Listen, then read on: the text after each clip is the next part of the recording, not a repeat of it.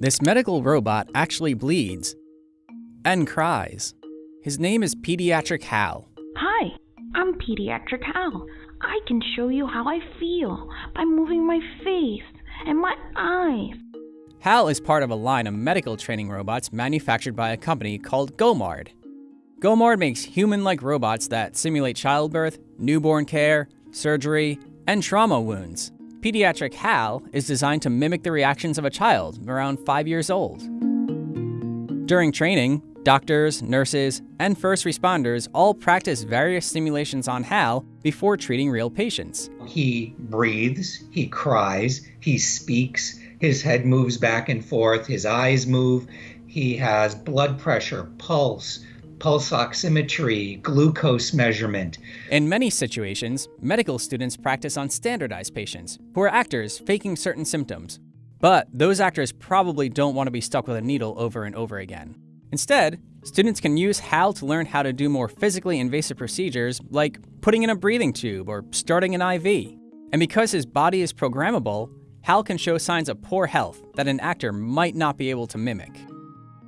When you shine a light on Hal's eyes, his pupils may or may not dilate. Even really good actors probably can't control their pupils. And Hal actually responds to real equipment. If he starts to flatline, our nurse can use a defibrillator to shock his heart back into action. Hal also has a variety of internal motors and pumps that move air and fluids around, which help it mimic bodily functions like breathing and using the bathroom. He has a small reservoir in his left middle finger, for glucose measurement. So you can take a regular glucometer and you can actually put a glucose solution in there, prick his finger, and it would give you an actual glucose reading. Hal also has reservoirs for holding fake urine, fake blood, and there's even one in his head for holding fake tears. We have an artificial blood. It's honestly just a powder that you add water to, and it creates a red fluid. But there's also urine, and as I mentioned, there are tears. For tears, it's water. For urine, it's food coloring.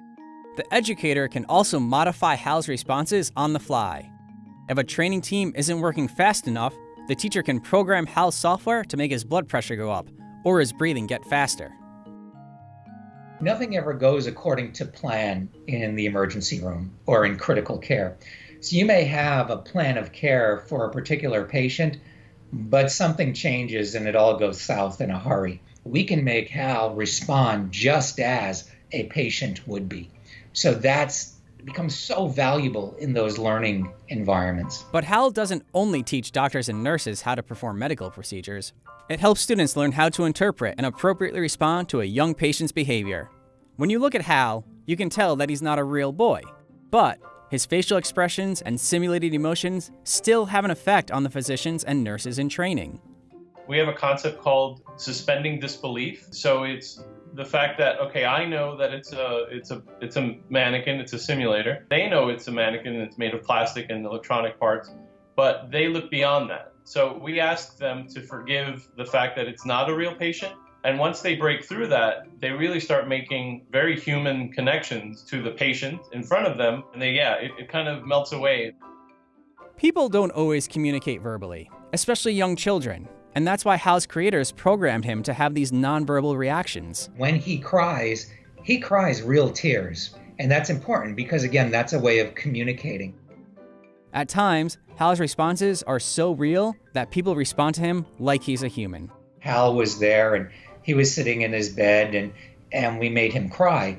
And one of the nurses who was in attendance reached down and actually picked him up and tried to console him. She actually hugged him. So it does have that impact on caregivers. It makes the scenario very realistic. My family says I'm one of the smartest kids around. I can show you how I feel by moving my face and my eyes. And if you talk to me, I'll talk back.